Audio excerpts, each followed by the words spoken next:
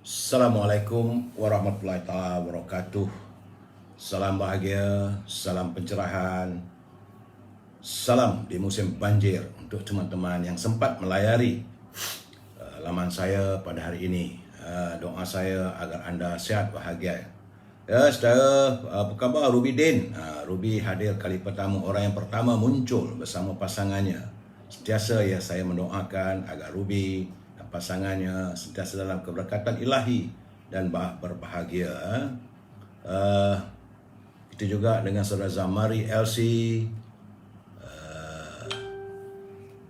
saudara Syed Osman, pendekar mata satu. Salam, sehat ke? Alhamdulillah. Saudara Syah Ibrahim, saudara Yasran Manaf, saudara Muhammad Radhi, Mustafa Ilyas, apa khabar saudara?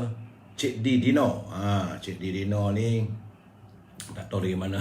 Saudara Musa Osman, Yus Ai, Muhammad Faizal, Amran Anna, Abu Samah, Waalaikumsalam, Kama Awang, ini di Kelantan ya, saudara Abdul Hakim, saudara Puan Nuraini Amiruddin, pray for Pahang. Samalah kita berdoa agar warga di Pahang pula yang sekarang ni terjebak dengan banjir ya.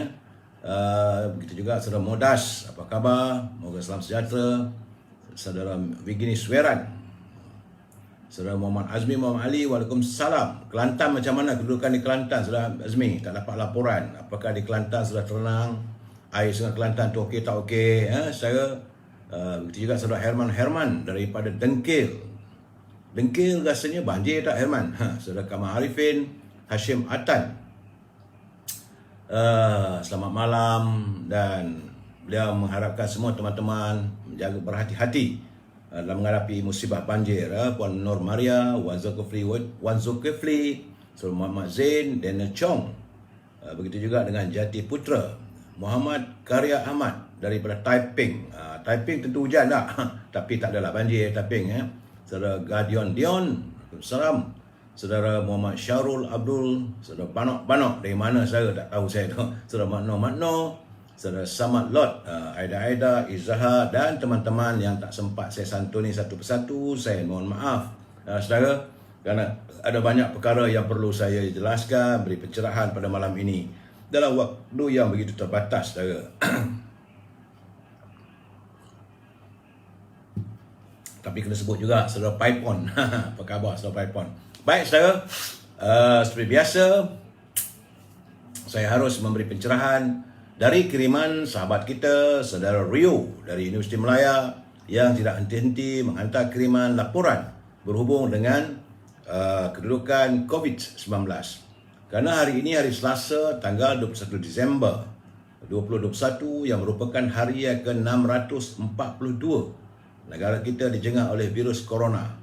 Hari ini menurut saudara Rio, laporannya ada peningkatan sebab semalam ingat ada agak-agak lega, iaitu 2,589, tapi hari ini dia naik balik kepada 3,140, menjadikan jumlah terkumpul sudah 2,724,684 warga kita yang dijengah oleh virus corona. Dan semalam kematian adalah sejumlah 43 orang saudara ya. Jadi dari hasil laporan saudara Rio di Universiti Melaya tu, artinya hari ini itu hari yang ke-21 dalam bulan Disember. Tinggal 9 hari lagi saudara untuk kita menutup tirai tahun 2021. Jumlah keseluruhan untuk bulan ini warga kita yang dijangkiti oleh virus corona adalah 91,902 orang. Sebab itu dalam musim hujan ini berhati-hati, jaga kesihatan kita, jaga keselamatan, jaga kebersihan. Kalau saudara membantu teman-teman yang terkesan oleh banjir, balik rumah pastikan saudara mandi dan cuci diri baik-baik ya. Ingat saudara, virus corona tidak mengenal sahabat ataupun musuh. Saudara, usai laporan virus corona, sedikit minta izin untuk saya memberi pencerahan dalam segmen e-commerce. Kalau saudara yang punya produk untuk diwawarkan, sila hubungi Al-Azhar di talian 011-330-41241. Bolehlah memesan haruman setangi bakur, beli dua kotak dapat percuma alat pembakarnya ya saudara. Dan juga wangi-wangian. Saya suka sangatlah wangi-wangian perfume, iaitu oud, Amir Oud yang saya pakai. Alhamdulillah, wangi semerbak, harum ya saudara. Ingat saudara, wangian itu adalah kegemaran para malaikat dan kebencian para syaitan.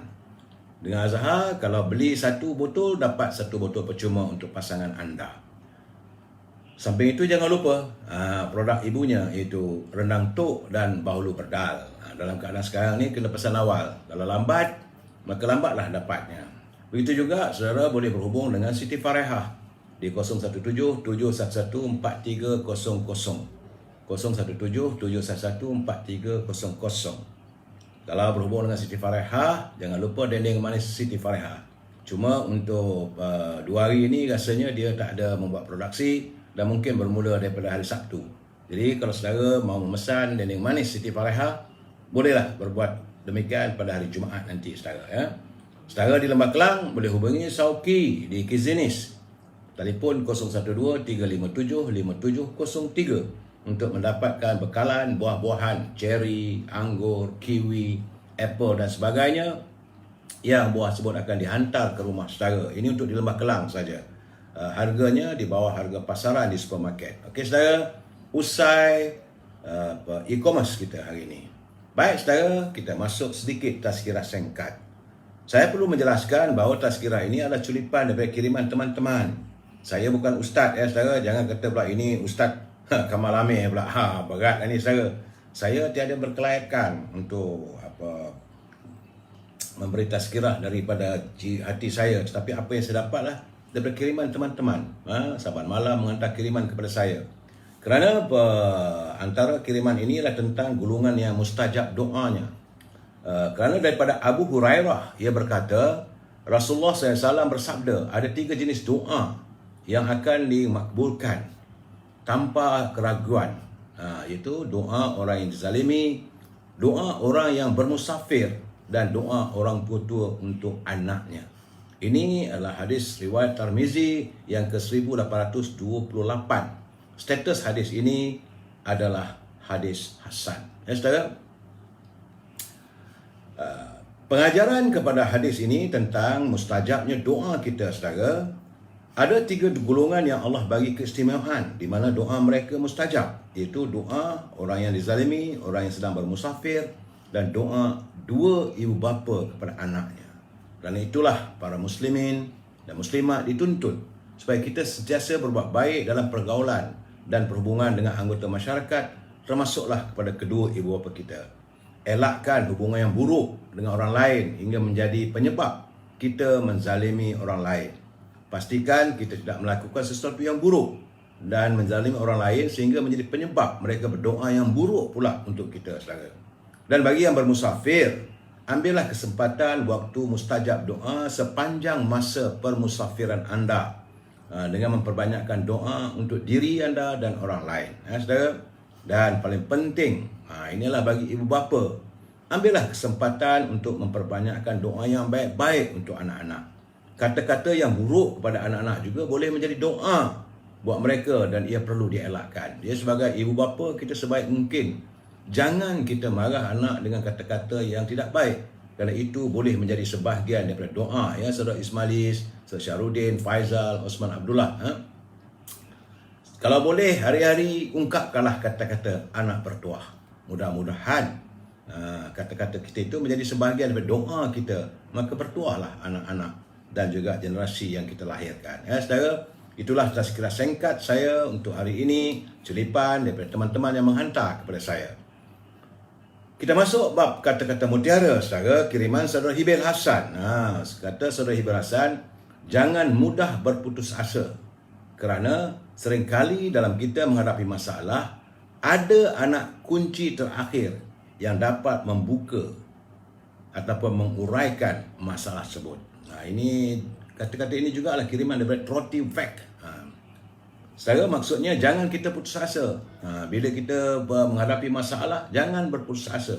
Kerana seringkali dalam menghadapi setiap masalah, ada anak kunci terakhir yang dapat membuka lubang pintu itu, saudara. Jadi saudara ingatlah, ini kata-kata mutiara. Baik saudara, jangan lupa like and share. Kalau sesuatu berlaku pada ini Facebook, sila layari Instagram, subscribe, like and share di Instagram, insya-Allah. Jadi tak adalah orang kata terganggu di Facebook, kita ke Instagram. Kalau di Instagram terganggu, kita pindah pergi ke Facebook agar anda dapat memperoleh pencerahan saya ini tanpa gangguan. Saudara, yang saya perlukan daripada anda adalah like and share. Itulah pemberi semangat kepada saya. Lain tak ada yang saya minta. Like, share and subscribe. Baik saudara, salam impian moratorium dan RM10,000 pengeluaran wang simpanan pekerja. Hari ini, hari Selasa, tak dengar cerita lagi tentang kumpulan wang simpanan pekerja ni saudara. Bagaimanapun saya harus menyuarakannya agar mereka sentiasa dapat mendengar dan ada sedikit keprihatinan dalam saat-saat anak-anak ataupun kita, warga yang berada dalam keadaan yang terdesak kesan daripada banjir ini. Dan ingatlah saudara, kita mengharapkan agar pimpinan negara tidak berbelanja berlebihan tanpa had. Kerana kalau pemimpin berbelanja wang negara tanpa had, maka negara kita akan menuju pada muflis. Baik saudara, tajuk bicara saya malam ini, jangan biarkan kami lapar. Jangan biarkan kami lapar. Sebelum saya memberi pencerahan, seperti biasa, kita santuni dulu pantun Pak Nazil. Sebab Pak Nazil juga mempunyai buku. Saya suka Pak Nazil ni sebab pantun-pantunnya begitu bernas lah. Dan juga kritikannya amat menyentuh kita. Pak Nazil ada menerbitkan banyak buku-buku pantun. Saudara boleh layari di Nazil Hashim Muhammad untuk memesan buku-buku tersebut. Baik, saya kata Pak Nazil, satelit berputar di ruang angkasa, mengumpul maklumat setiap hari. Jangan gentar mempertahan bangsa. Allah merahmat, jasa diberi. Ini beliau berpesan kepada pimpinan dan diri kita semua. Jangan kita takut, jangan kita merasa gentar untuk mempertahankan bangsa kita. Saudara, kerana Allah akan memberi rahmat atas setiap perjuangan kita. Begitu juga pantun kedua katanya, kebun lemon di kawasan Lenggung dapat pujian penuh bererti. Membubar parlimen perkenan agung, bukan perjanjian antara parti. Artinya Pak Nazil juga adalah terkesima dengan kenyataan-kenyataan kita bahawa bukannya parti-parti yang menentukan sama ada nak bubar tak bubar parlimen. Itu adalah kuasa mutlak Duli Yang Mulia Pertuan Agong. Jikalau baginda memperkenan, maka bubarlah parlimen. Jika tidak, tunggulah. Cuma Perdana Menteri sekadar menasihati Duli Yang Pertuan Agong untuk membubarkan parlimen. Jadi kalau orang nak kata mesti berunding dengan parti ini, mesti berunding dengan itu, tak ada. Tidak ada termaktub dalam perlembagaan. Terima kasih Pak Nazil, begitu sensitif beliau pada situasi negara.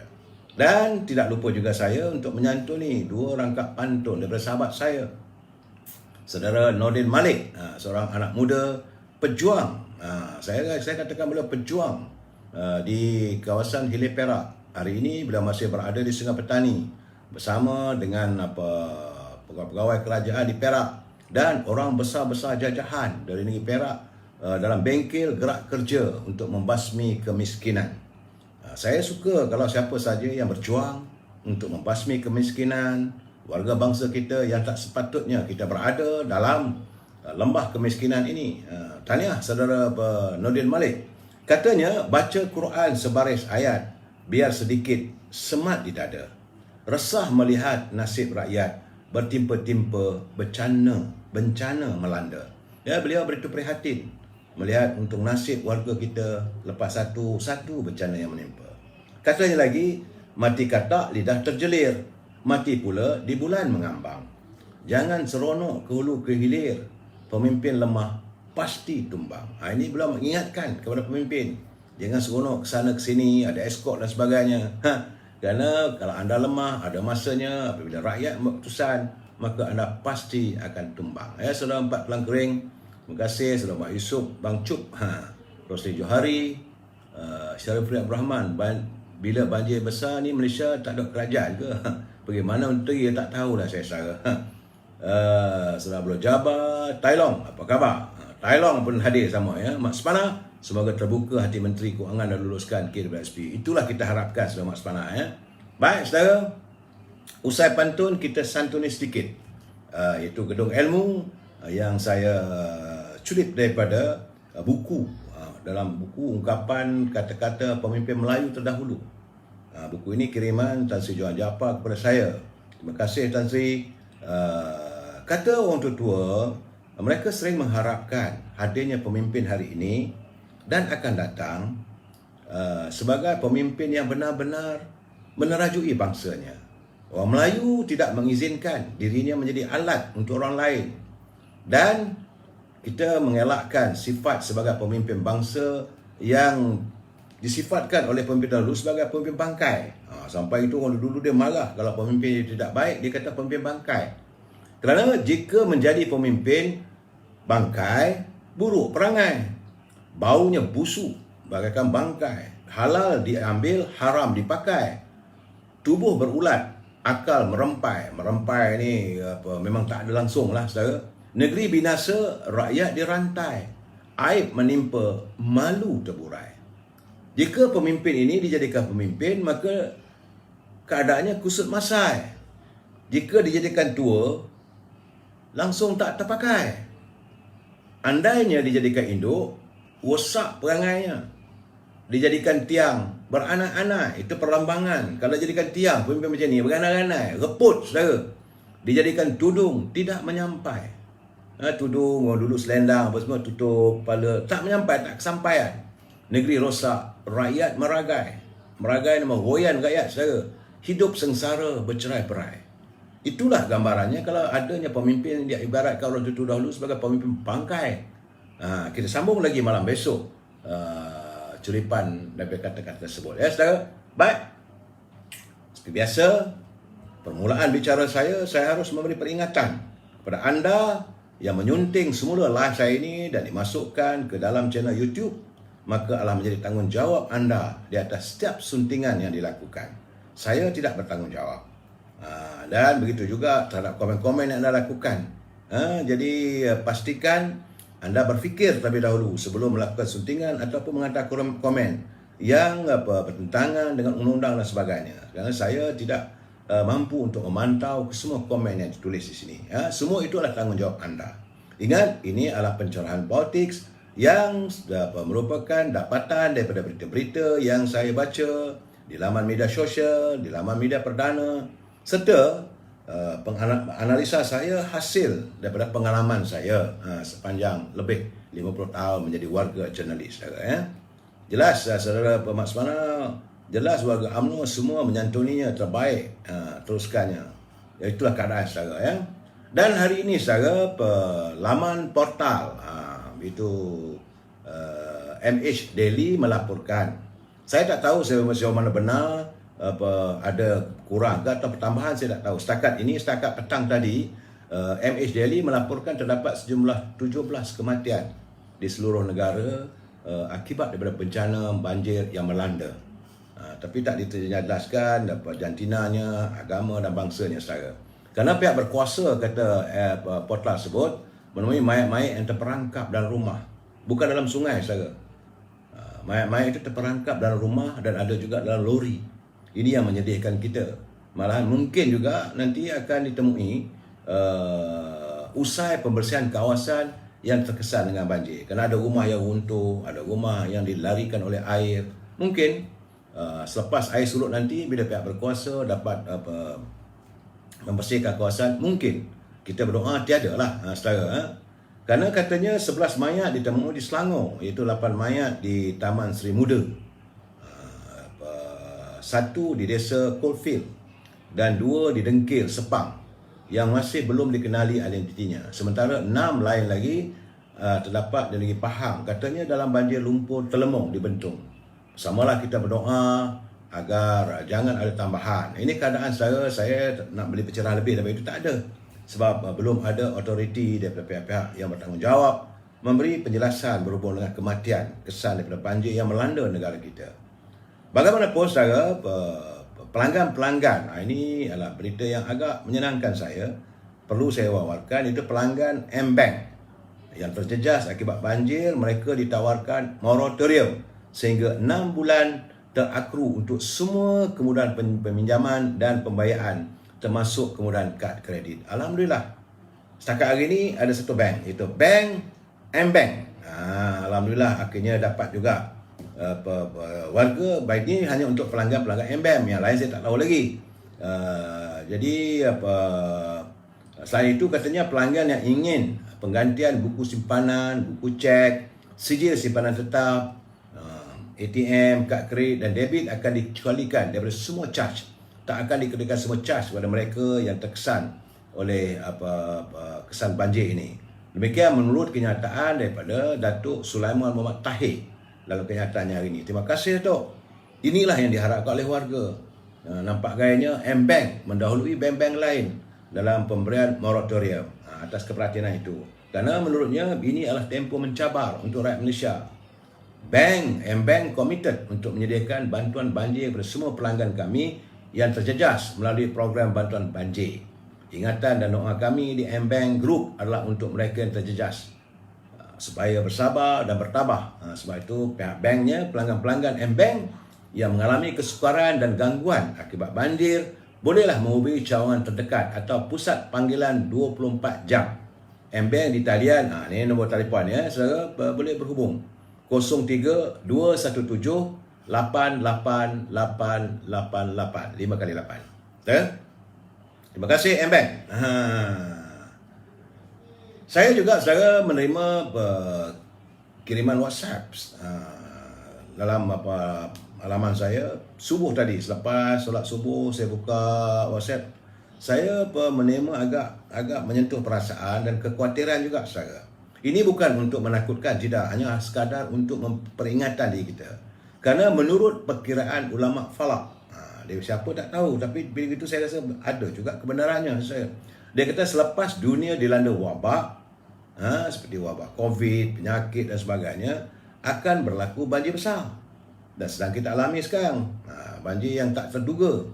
Selepas itu akan berlaku kemarau berpanjangan sehingga terjadi krisis makanan dan kebuluran hingga mencetuskan situasi yang tidak menentu.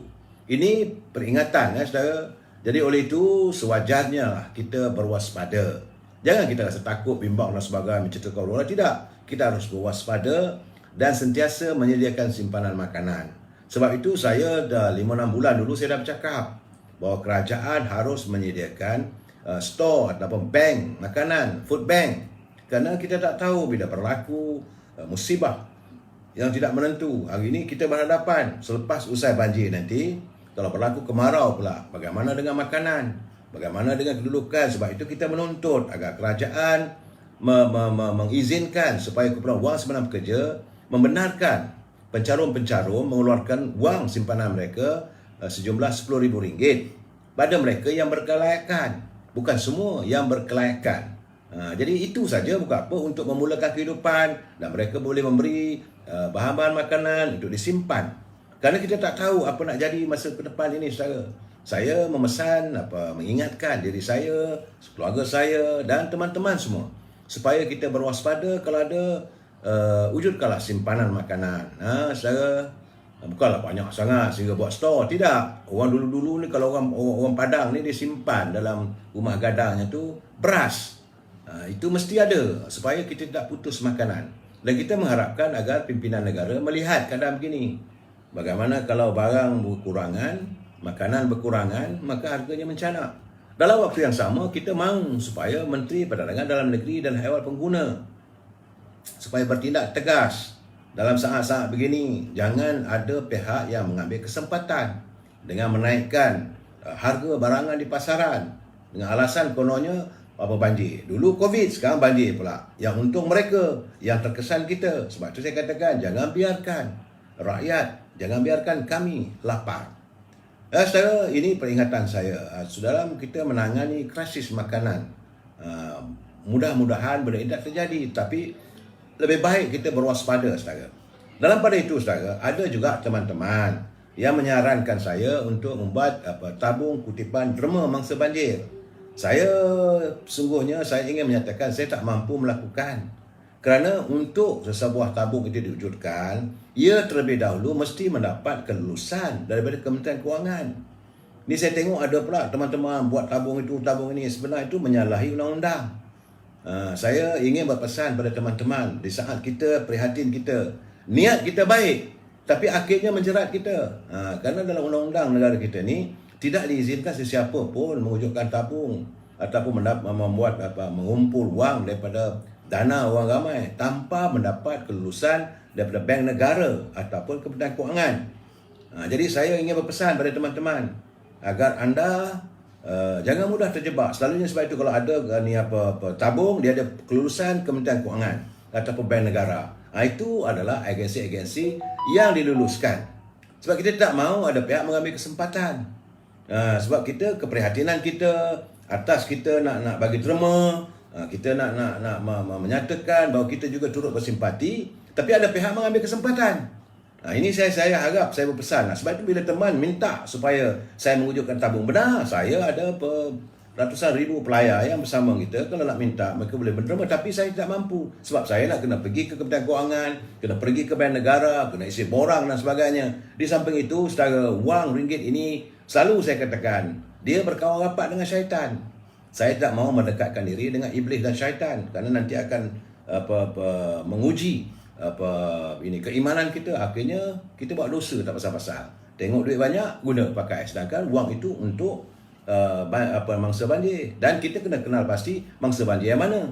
Kerana kabarnya bahawa Yang Amat Perdana Menteri telah pun meluluskan tambahan untuk mangsa banjir yang terkesan. Terima kasih Yang Amat Perdana Menteri. Begitu juga Menteri Besar Selangor telah pun mengumumkan petang tadi, iaitu peruntukan daripada kerajaan di Selangor sejumlah 100 juta ringgit untuk membantu mangsa banjir yang terkesan. Jadi kalau kita mewujudkan ini, orang bagi duit, aduh, na'udzubillah minas zalik. Bagaimanapun saudara, selepas 3 hari rakyat terkepung, ini sebenar-benarnya saya kadang-kadang, semalam pun saya dah cakap, saya meluat perangai menteri-menteri ini. Meluat tengok perangai mereka. Bukan mereka prihatin. Kadang-kadang sikap mereka langsung tidak membayangkan mereka seorang pemimpin yang berwawasan. Kerana setelah 3 hari banjir, baru kita nampak batang hidung Menteri Kewangan. Baru nampak batang hidung Menteri Kewangan turun ke lapangan. Itu pun bukan macam Agong. Kepedulian Tuan Agong, dia turun ke lapangan mengandung air. Dan basah seluarnya. Dia tak memfikir soal keselamatan. Tak ada protokol. Tak ada pula suruh ambil gambar macam pesta pula. Tapi saya tengok kiriman tadi, Menteri Kewangan turun, ada escort. Ada protokolnya. Dan tak basah pun kasutnya. Naik bot. Lepas itu saja. Apakah ini pesta?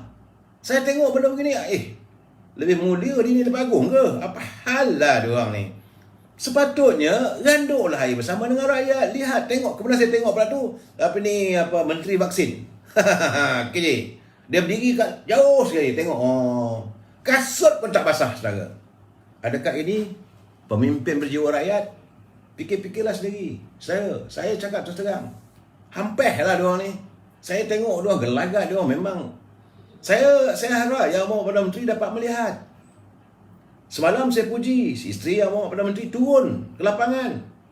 Tak ada pun nak guna protokol. Ini menteri turun dengan protokol. Apa hal kamu? Dalam keadaan rakyat terkesan. Ini lagi wow. Paling wow sekali kita nak tanya, menteri lebay-lebay tu tak turun ke? Langsung tak dengar, tak nampak pun. Saya cari juga kalau ada kiriman lebay-lebay turun menyantuni. Atau mungkin tengah sibuk duduk atas tiga semayang pegang tasbih, doa. Mungkin. Ini sekarang saudara, dalam keadaan begini, waktu darurat. Saya bila melihat gambaran apa berlaku di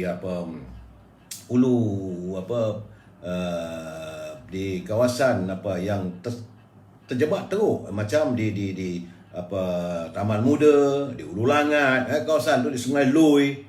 Saya terkesan betul saudara, macam tsunami. Rumah tumbang, berselerak, kayu-kayan apa semua.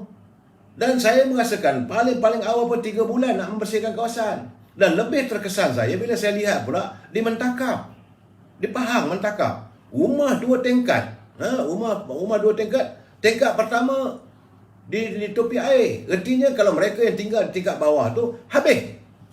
Ini bukan hanya sekadar rumah saja, saudara. Ia tentulah akan mengakibatkan segala keperluan. Sama ada peti airnya, sama ada dapurnya, sama ada barang-barang keperluan makanan, pakaian, tempat tidur. Habis. Licin licau. Itu keadaan saya. Ini merupakan, saya kata, musibah yang teramat. Saya rasa lebih teruk daripada tahun 2014. Sebab itu sahabat saya, Saudara Amir Sharif, dia telefon saya. Dia kata, tu macam mana ni, kenapa lah tidak turun? Berbeza dengan bosku. Saya nak bagi tahu yang likat ke sana ke sini, saya nampak pergerakan pemuda UMNO, pergerakan Pupti UMNO, Datuk Seri Najib dan Datuk Seri Hamidi. Cuma saya bersimpati dengan beliau kerana beliau masih sakit. Terkiar-kiar lah sebab beliau masih lagi dalam rawatan, terapinya kesan daripada pembedahan di Jerman. Walau begitu, dia masih turun ke lapangan untuk menyantuni rakyat. Ini semua bukan apa kerana keprihatinan, saudara. Rasa tanggungjawab, rasa prihatin. Kalaulah tak boleh nak mengulur bantuan, paling tidak pun untuk menyantuni, melegakan hati dan perasaan warga. Ini yang dilakukan oleh pimpinan. Saya bukan nak menguji parti saya, tidak. Sebab ini terbukti, saudara. Datuk Seri Najib sekejap ada di Dengkil, sekejap ada di Sepang, kemudian pergi turun ke Shah Alam, kemudian pergi ke Pahang, menyantuni warganya. Dan saya lihat sendiri, saudara, bagaimana teruknya banjir yang melanda Pekan Mentakap. Habis kereta-kereta apa semua kerugian ini bukannya puluhan juta. Saya meramalkan ratusan juta wang rakyat lebuh. Kesan daripada banjir yang melanda yang kita tak tahu. Baru melanda di Selangor, kemudian terus menimpa di Pahang pula. Ini saya dapat dari laporan, itulah saya tengok. Tapi masalahnya ada menteri pula tu dia buat pelancaran. Ni saya cakap terang-terang, saudara. Meluat saya tengok. Getik lah. Buat pelancaran di hotel besar. Hotel pelancaran untuk bantuan banjir. Alangkah baiknya bantuan wang yang digunakan untuk menempah event ataupun pelaksanaan majlis tersebut, dia gunakan di tempat hotel dengan jamuan makan apa semua, jumlahnya mesti puluhan ribu. Apalah salahnya wang tersebut diambil terus pergi beli makanan hantar. So ini berlaku di sekitar Selangor, depan mata yang saya katakan. Ini tidak. Oh, tunjuk gambar. Maklumlah ada lawas kah? Dulu gedempol. Sekarang ni mungkin agak ni nak cantik sikit. Kenapa buat begitu? Warga tengah tenat, saudara. Warga dalam keadaan yang begitu letih, yang cukup teruk. Bukan sikit, saudara. Saya sendiri, saya tengok amat belas, kasihan hati saya. Tapi apalah mampu saya lakukan dalam usia saya sebegini. Nak turun ke lapangan nanti anak-anak tak bagi. Dia kata, apa-apa kalau bawa kereta pun, dia kata dalam keadaan sekarang ni. Nanti terjangkit penyakit apa semua. Jadi nak turun, terhalang. Nak bagi derma pun, kita pun tak dapat apa derma daripada kerajaan sejak PKP dulu pun. Mengharapkan ihsan anak-anak saja, saudara. Jadi dalam keadaan begini, saya haraplah menteri, behave yourself lah.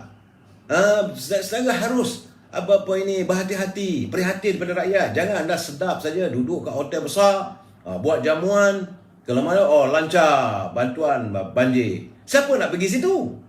Rakyat tengah sibuk bertukar lumus untuk menyelesaikan masalah pasca banjir. Masa banjir mereka terkesan. Jadi sebab itu hari ini saya terkesan bila mendengar ataupun menatap kenyataan wakil daripada parti DAP di Sarawak.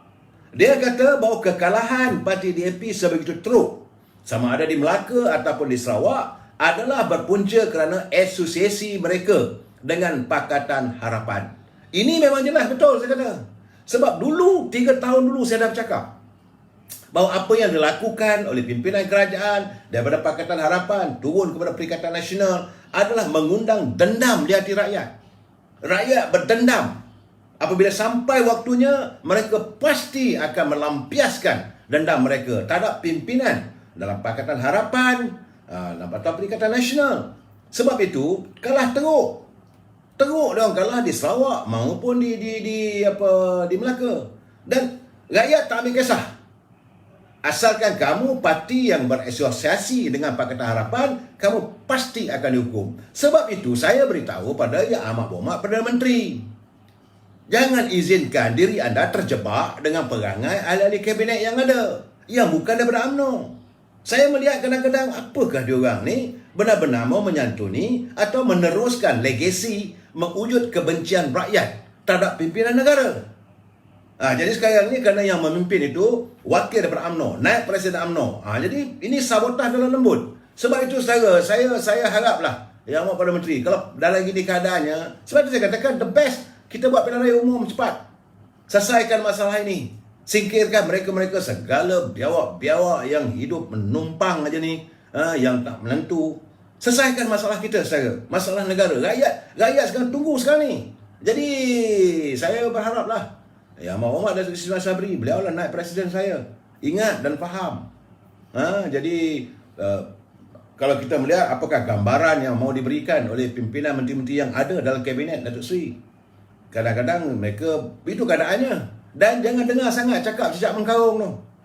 Ini ada orang portal mengatakan bahawa Datuk Seri Ismail Sabri kekal menjadi Perdana Menteri sehingga tahun 2023. Jadi buatlah pemilihan parti lebih awal. Saya kata bengongnya, tak faham. Masalahnya kadang mereka bukan orang parti, baru nak memahami tentang politik gagaknya. Bila rakyat mengatakan bahawa pilihan raya, lepas pilihan raya adakah pemilihan parti. Ini tidak. Bahawa semua 143 bahagian mau Perdana Menteri sebagai kekal sebagai Perdana Menteri. Ini memang dari awal lagi. UMNO memang dari dulu menyokong Yang Amat Hormat Datuk Seri Ismail Sabri. Tak payah diwawarkan 143. Seluruh warga UMNO menyokong Yang Amat Hormat Perdana Menteri, tak ada masalah. Cuma yang kita minta adakan pemilihan raya dulu, lepas itu pemilihan parti untuk menjamin kesatuan kita. Ini terlajak saya dalam politik pelan. Sebab sebenarnya saya tak nak mudah, tapi geram bila saya mendengar ada pihak-pihak yang bakal berpolitik. Minta maaf lah saya menggunakan perkataan begitu kerana usul daripada UMNO bahagian-bahagian jelas bahawa kita menyokong Yang Amat Perdana Menteri. Macam saya katakan dulu, bahagian saya sendiri yang buat usul tu.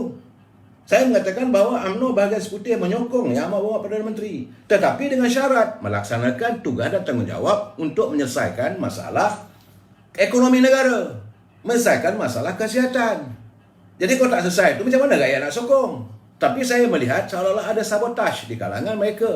Saya tidak mau menuduh, tapi saya merasakan begitu. Sebab bila saya tengok apa yang berlaku di Mentakap itu berhampiran dengan kawasan Yang Amat Perdana Menteri. Teruk. Tapi berapa keratlah menteri yang turun. Tapi pemuda UMNO, puteri UMNO turun sensing lengan melalui sabilnya untuk membantu ala yang termampu. UMNO bukan ada duit pun, bukan kerajaan. Kerajaan hari ini kerajaan pimpinan Datuk Seri Ismail Sabri, bukan kerajaan yang dominan pada UMNO macam dulu. Jadi yang begitu terhad. Saya ucapkan syabas kepada Presiden UMNO. Saya ucapkan syabas kepada Setiausaha Agung UMNO.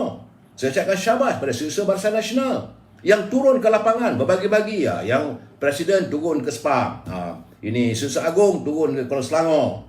Sebab ada juga kawan kita, sahabat. Kalau saya ingat 4 minggu dulu saya ada buat labun secangkir kopi di kawasan perampiran Hulu Selangor. Jadi saya berjumpa dengan Puan Ani di Bukit Cerakah, tak silap saya. Jadi rumah dia pun sekarang ni teruk kena di Bukit Badung, di Bukit Badung ia ditenggelami air. Saya bersimpati lah Puan Ani. Ramai warga di sana yang dekat dengan coalfield yang terkesan oleh banjir yang melanda. Jadi saya melihat dalam keadaan begini yang betul-betul berkhidmat dengan jelas. Itulah Presiden UMNO, mantan Presiden Sri Najib, Ketua Pergerakan Pemuda. Memang Ketua Pemuda macam lipas kudung, mengarahkan sabilnya. Kemudian Ketua Puteri, hebat. Sebab itu saya sayang dengan beliau. Anak muda yang saya melihatkan begitu perhati dengan rakyat. Datuk Zaidah Zarif, Setiausaha Barisan Nasional, Datuk Dr. Zamri, dan pimpinan-pimpinan yang lain. Tetapi yang saya kecewa apabila mendengar kenyataan ini daripada UMNO. Tapi dia dah jadi menteri. Saya pun hairan bagaimana dia boleh berubah sikap. Tazino tiba-tiba dalam kenyataannya dalam media disinar. Saya harap beliau memperbetulkan kenyataan itu. Dia mengatakan bahawa Dewan atau pusat-pusat pemindahan sementara PPS hendaklah didaftar sebelum mendapat bantuan daripada pihak kerajaan. Ini yang menaikkan darah saya dalam keadaan sekarang ni nak daftar apa benda. Saya dah cakap elakkan birokrasi asalkan di situ ada rakyat yang ditempatkan sebagai penempat sementara, hulurlah bantuan. Yang nak daftar apa benda ni, nak daftar pengundi. Ini bukan masa untuk berpolitik. Kita harus membezakan waktu saat ini sama ada dia penyokong UMNO ke, penyokong PAS ke, penyokong DAP ke, penyokong PKR ke, asalkan dia rakyat dan manusia. Kena ada juga pekerja-pekerja dan pendatang daripada luar negara yang bekerja di sini ni yang terkesal daripada banjir. Asalkan dia manusia, perlu ada perasaan kemanusiaan. Jika mereka ditempatkan di pusat pembinaan sementara, hulurkan bantuan. Saat kamu berada dalam kerajaan, jangan nak daftar ni apa hal. Tasriah minta maaf lah. Kadang ini you make me lost respect to you. Saya dulu ingat saudara dalam pergerakan pemuda begitu berjuang hebat. Saya merasakan saudara adalah calon pimpinan pemuda masa depan. Pimpinan. Tapi kalau itu nak daftar, ini nak daftar, saya tak perbetulkan kenyataan itu. Ini zaman darurat. Mengarut saya kata kenyataan begitu. Dan sekarang ni, dah beberapa hari dah, 2-3 hari ni, tular pula dalam media sosial. Bagaimana ratusan warga yang prihatin mahu menghantar bantuan berupa makanan, keperluan asas, air dan sebagainya, untuk memasuki kawasan yang terjejas di Taman Seri Muda telah terhalang. Ini pun satu hal juga. Tapi bagaimanapun, kerana menurut data yang tular itu, semua kenderaan yang datang terkandas dan tidak diizinkan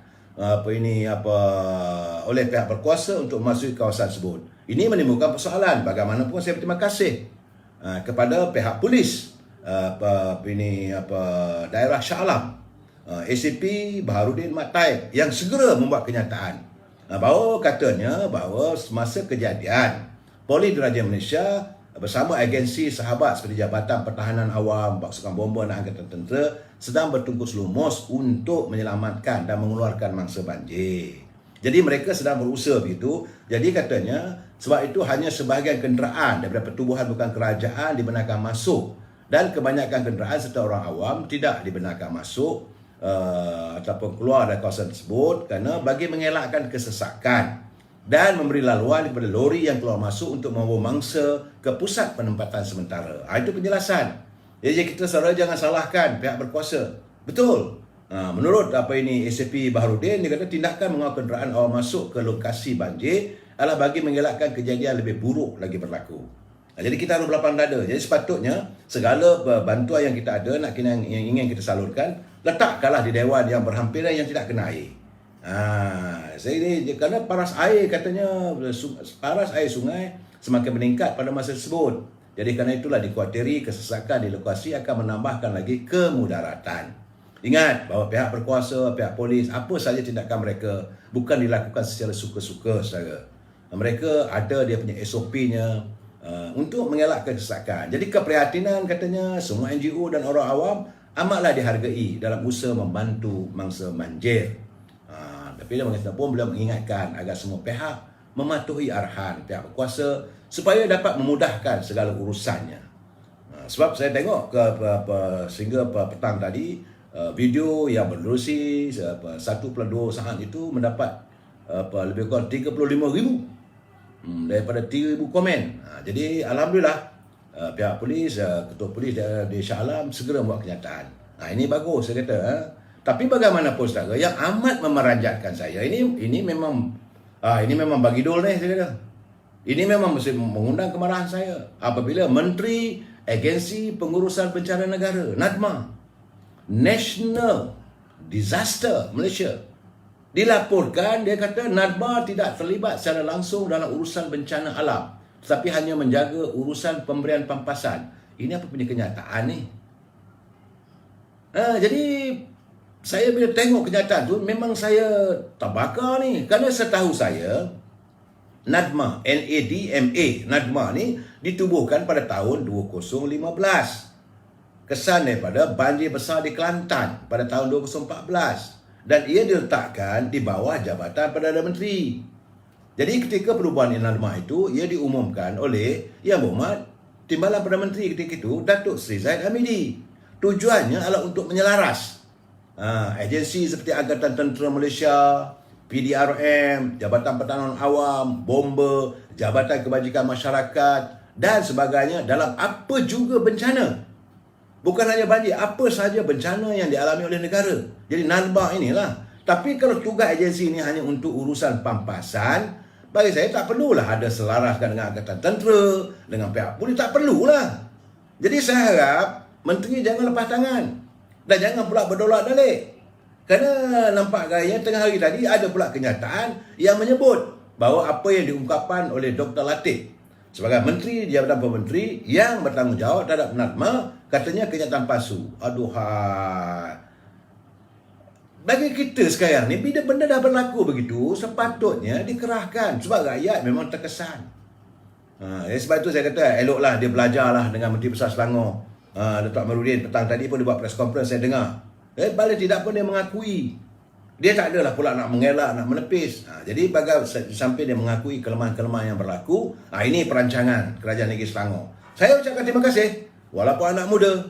Sebab itu saya kata, kecil jangan disangka anak, besar jangan rasa bapak. Walaupun beliau daripada parti keadilan, tak ada masalah. Kalau betul-betul lah pada saya.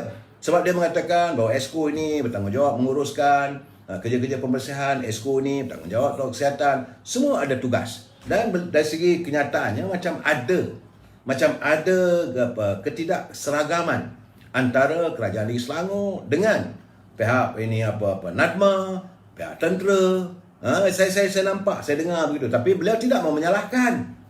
Tidak pula dia nak salah orang tu, salah orang ni. Dia kata, okey, kita sekarang ni bukan masa untuk kita menuding jari. Ini adalah masa untuk kita menyelesaikan segala permasalahan. Sebab itu saya nampak ini sahabat saya, Puan Pah Merah. Puan Merah dia bila dengar kenyataan daripada Dr. Latif tu memang menyinga. Ini wanita UMNO Banting UMNO Bangi ni pantang diusik, mencanak-canak marahnya. Pah, sabar Pah. Dia kata kenyataan Menteri daripada PBM itu berhubung dengan NADMA yang tular media sosial sejak kemarin amat mengundang amarahnya. Dan begitu juga dengan pelancaran tabung bantuan banjir sebuah hotel ternama. Jadi kata Pah, menurut kata Pah, apa yang dilakukan oleh menteri tersebut bahalul. Sebenarnya ada kenyataan lebih teruk lagi.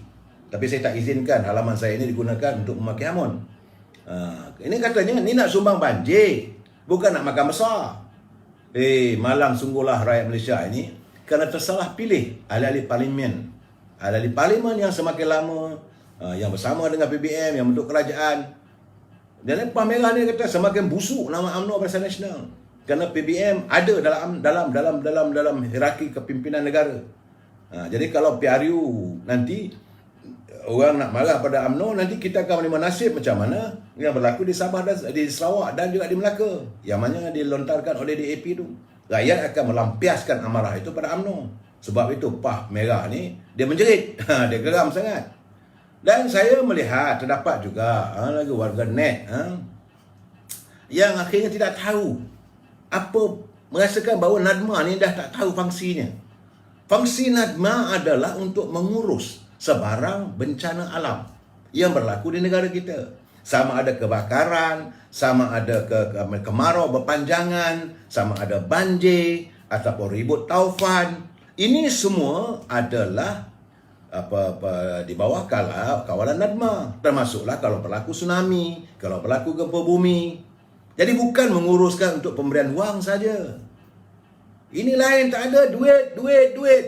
Masyuk ke? Ini geram saya tu. Uruskanlah. Dan dalam keadaan begini, saya juga mengharapkanlah agar teman-teman yang ada di kumpulan wang Simpanan Pekerja tu segeralah luluskanlah permintaan penyimpan yang minta 10% saja, bukan banyak mana pun. Saya tengok Yang Amat Perdana Menteri akhirnya mengaku. Sumber Malaysia Kini mendedahkan bahawa akhirnya Yang Amat Perdana Menteri Ismail Sabri tidak menafikan bahawa terdapat kelemahan dalam pengurusan banjir, terutama di Selangor. Bagaimanapun dia kata ia akan ditambah baik daripada masa ke semasa. Jadi kerana tanggungjawab pengurusan bencana banjir bukan setakat Kerajaan Persekutuan, tapi kerajaan negeri dan pihak berkaitan di setiap daerah. Patutnya kata Yang Amat Perdana Menteri memainkan peranan. Jadi bagaimanapun Yang Amat Perdana Menteri berkata saya tidak menafikan jika ada kelemahan dan akan berusaha untuk menambahbaikan. Terima kasih Yang Amat Perdana Menteri. Pemimpin yang baik apabila dia sanggup mengakui jika benda itu lemah, mengakulah lemah. Kadang kita tahu bukan tanggungjawab Perdana Menteri seorang diri.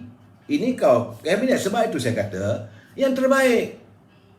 Yang dikatakan 90% KPI-nya, apakah ini 90% berjaya mereka laksanakan KPI-nya? Key Performance Index. Jadi sebab itu saya kata terbaiknya awal tahun nanti sama ada Yang Amat Perdana Menteri tukar kementerian mereka ini atau pecat atau kurangkan jumlah barisan kabinet, ataupun yang terbaik umumkan pilihan raya. Habis cerita. Kita nak menghadapi tahun-tahun yang mendatang yang lebih mencabar Yang Amat. Sebab dengan kesan daripada banjir, kesan daripada Covid, ekonomi yang terus berhudung. Ini keadaannya. Sebab itu saya tengok juga tulisan sahabat saya Syahbudin Embun. Dia marah betul sebab dia kata bahawa sememangnya pelbagai agensi penguasa seharusnya memainkan peranan penting dalam menggerakkan tenaga pekerja untuk membantu mangsa banjir. Tetapi birokrasi dan protokol mengakibatkan punca kelewatan memberi bantuan. Bila berlaku begitu, akan berlakulah kematian. Ini yang kita sedih, sampai 17 kematian berlaku yang sebagaimana dilaporkan, sebagaimana saya katakan tadi. Yang sepatutnya kita bertindak segera. Bila tengok saja ada elemen-elemen besar kemungkinan berlaku banjir, press the button. Tekan button kecemasan supaya warga dapat menyantuni masalah dengan segera. Ni cucu saya pun nak masuk. Dia tengah marah, dia nak masuk. Okey. Dan dalam keadaan begini, kita amat mengharapkan supaya tenaga-tenaga penggerak. Janganlah kita salahkan semua pihak, sebab macam mana yang saya dapatkan juga ada selain daripada tulisan Syahbudin Embun, ada juga pihak Mindef seolah-olah merasakan bahawa NADMA tidak menjalin satu kooperasi. Jadi pihak Kementerian Pertahanan pun tertunggu-tunggu. Tapi bagaimanapun kita ucapkan syabas. Pasukan tentera dia tak peduli, dia redah je. Bila berlaku satu benda ni, kalau tak tampak arahan macam mana pun, yang paling penting adalah untuk menyelamatkan. Saudara Mawar Melati, tak apa Datuk, sekurang-kurangnya dia mengaku tak ada pengalaman walaupun gaji besar. Saya tidak bercakap Mawar Melati tentang soal gaji. Saya menyatakan bahawa kesediaan Yang Amat Perdana Menteri mengakui ada kelemahan. Sebagaimana kritikan daripada saudara Syahbudin Embun. Dia kata kerana adanya birokrasi, adanya protokol, dan juga samping itu tentang kelemahan agensi-agensi. Perlu kita utarakan supaya dapat dijadikan tauladan dan diperbaiki untuk masa depan. Dalam waktu yang sama, menteri-menteri yang cak ayam ni, yang menunggang, yang menenggi di atas pemimpin UMNO, perlulah disingkirkan. Tak ada keperluan pun kita tengok Rina Harun ni. Mungkinlah dia punya KPI tu dulu dia ada gedompol seperti itu, belum ubah wajah. Mungkinlah nak tayang body apa. Kita lah kena susah. Begitu juga dengan Menteri Vaksin. Yang saya katakan tadi, tengok dalam gambar tu kasut pun tak basah. Mungkinlah nak jaga kasut dari London gambarnya mahal. Mungkin.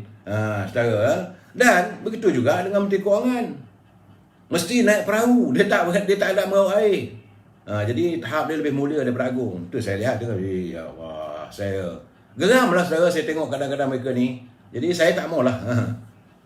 Jadi saudara Jack Spah, UMNO tariklah sokongan, berani ke?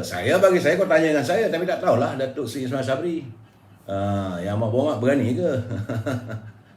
Ini keadaan kita sekarang ni dah bukan masa lagi untuk membuat begini berhelah politik. Terus saja. Yang lain tu 2x5, tak gitu. Ya betul. Yang lain langsung tak turun, tak ada. Di Mentakap. Okey, begitu juga di Temerloh. Saya dah nampak lah tadi Datuk Syakar sebagai ahli luar negeri dan Exco Kerajaan Negeri, dia turun. Tapi bagaimana dengan ahli parlimennya? Daripada Parti Amanah hilang. Sehingga korang buat Man Missing in Action. Begitu juga di Shah Alam tadi. Gambar bini Khalid Samad, Man Missing in Action. Macam mana berlaku di Ulu Langat. Jadi saya tengok selain daripada wakil rakyat, menteri, saya mempertikaikan kata menteri. Kalau menteri tak boleh turun, kalaulah kamu bercuti, contohnya katanya Menteri Pertahanan bercuti, dia ada sisa politik, dia ada pegawai-pegawainya, dia ada timbalan menterinya, kenapa tidak disantuni? Sepatutnya pegawai ni makan gaji buta. Menteri makan gaji buta, pegawai makan gaji buta. Saya terima kasih, saya tengok juga, bukan saya fahami dia turun ke tak silap saya di Mentakap mengulur bantuan makanan. Dia sudah supporti pada Menteri. Sepatutnya begitu, tapi berapa ramai Perdana Menteri yang punya ramai sudah supporti turun lah. Takkan tekiak-kiak Perdana Menteri, isteri dia dengan sudah supporti seorang saja.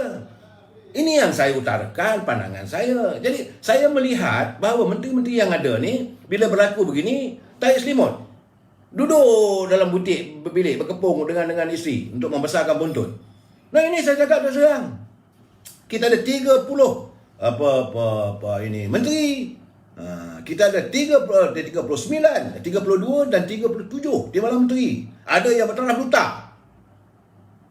buta. Penasihat pula tu berapa ramai. Semua 69 campur 70 lebih. Where are they? Di saat rakyat tengah susah, turunlah ke lapangan. Ini saya tengok tekiak-kiak Datuk Seri Najib. Bila orang kata di mana bosku, orang sayang Datuk Seri Najib, anda marah. Anda katakan dia nak cari glamour. Tidak. Datuk Seri Najib memang begitu dari dulu. Saya ingat lagi tahun 2014, waktu beliau digambarkan sedang main golf dengan Obama di Hawaii. Bila dapat tahu aja berita tentang adanya musibah berlaku di Kelantan, terus balik dan terus tubuh bagi peruntukan 500 juta untuk menangani masalah yang berlaku banjir di Kelantan. Ini kita yang buat Perdana Menteri kita ada lah juga, tapi gambar saya tengok tu tak betul juga tu. Terkial-kial makcik tu, yang rumah lambai, tak turun pun dari kereta. Ini tak betul tu. Apa pegawai kena tengok gambar tu. Kenapa boleh jadi begitu? Saudara Mohamdek, Menteri Teng Kosong. Ini bukan Menteri Teng Kosong, Menteri Cicak Mengkarung. Ada pun tak guna. Betul saya cakap, kita ada Menteri Pertahanan, tak ada. Sepatutnya anggota tentera menunggu arahan daripada menterinya. Kalau menteri kata deploy the agency, macam mana kata saudara Muhammad Azmi, dia hantar kiriman pada saya. Pasukan tentera dia mempunyai kelengkapan yang cukup. Dia punya chef untuk masak di lapangan. Sepatutnya di mana kawasan yang terkedak sekali oleh banjir yang teruk, rakyat nak makan apa semua, deploy. Jadi pasukan tentera akan hadir, dia siap dengan kit makanan, dia boleh masak di lapangan. Sama dalam air pun dia boleh masak. Kehebatan tentera kita. Jadi waktu itu masak-masak bagilah makanan pada orang ni terkandas. Tak juga dilakukan. Why? Kerana menterinya tak ada. Tidak ada arahan. Jadi Panglima nak buat keputusan pun takut. Itu pun kebijaksanaan Panglima tentera dia kedah juga. Dia ketepikan soal Nadma ni. Ini gambarannya. Bagaimana dengan Menteri Ekonomi? Apa? Menteri dijeli apa semua. Kawasan Jeli pun tak ada turun. Di Gua Musang tak turun. Di Kelantan tak turun. Menteri. Bagaimana Menteri Perdagangan Dalam Negeri dan Awal Pengguna? Ini di Negeri Selangor. Terkial-kial Menteri Besar yang kamu calonkan menjadi Menteri Besar menggantikan kamu, Azmin Ali. Tak nampak muka. Apakah berselindung di bawah selimut dalam bilik hotel? Saya tak tahu.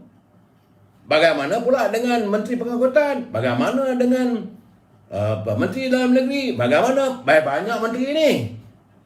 Banyak. Menteri Kesihatan ya turun tak nak basuhkan dengan kasut. Menteri Sains Teknologi hanya sekadar beri ucapan. Apa lagi menterinya? Banyak saya ada 30 kementerian. Apa yang kamu lakukan? Jadi begitu juga dengan wakil rakyat. Wakil rakyat kawasan macam saya katakan di kawasan ini Ulu Langat. Boleh hantar gambar bercengkerama dengan isteri di atas puncak bukit di Iran bermain salji. Cintaku terukir di puncak bukit Iran. Jangan risau. Saya akan balik nanti. Sekarang ni saya tak boleh balik lagi, masih lagi berada di Iran. Begitu anda hantar. Bagaimana waktu anda bertanding dulu anda ada wakil calon. Setiap wakil rakyat waktu ada pilihan raya dulu dia mempunyai seorang wakil calon dan seorang pencadang. Apa jadi orang ni? Sepatutnya inilah orang yang bertanggungjawab kalau wakil rakyat tu tak ada. Kamu jadi wakil calon. Ini mungkin saya yakin bahawa lepas aja pilihan raya dah menang, wakil calon pun ditinggalkannya. Maka akhirnya wakil calon pun merajuk. Kemungkinan itu boleh berlaku. Sepatutnya bila berlaku musibah, wakil rakyat, ahli Dewan Negeri, dia ada wakil calon, dia tak ada. Okey, telefon. Ni tolonglah ni macam mana pun, keluarkanlah bantuan, carilah macam mana pun. Balik nanti saya akan pastikan peruntukan, kita keluarkan peruntukan untuk rakyat. Itu sepatutnya dilakukan oleh setiap wakil rakyat. Ini tidak. Bagaimana di kawasan Mentakap? Rumah dah tenggelam habis. Dah khuyup. Ada satu rumah saya tengok tu tak ada, bumbung pun dah hilang. Pasti pemilik rumah tersebut akan mengalami kerugian paling besar yang tak terjangka. It is a real disaster. Jadi menteri kena turun ke lapangan, kena buat peruntukan, kena fikir macam mana rakyat. Ini bukan kehendak mereka. Anda, waktu anda nak cari undi, bagai nara anda sembah rakyat. Bila anda berada di anjung kuasa, anda buat tak tahu dan rakyat yang dalam kelaparan. Sebab itu saya kata, jangan biarkan kami lapar. Kalau kami lapar, kami akan tuntut kamu. Tak dapat tuntut di sini, kami akan tuntut di akhirat. Kita sambung lagi malam esok. Wabillahi taufiq wal hidayah. Assalamualaikum warahmatullahi wabarakatuh. Selamat malam. Berhati-hati saya, jaga.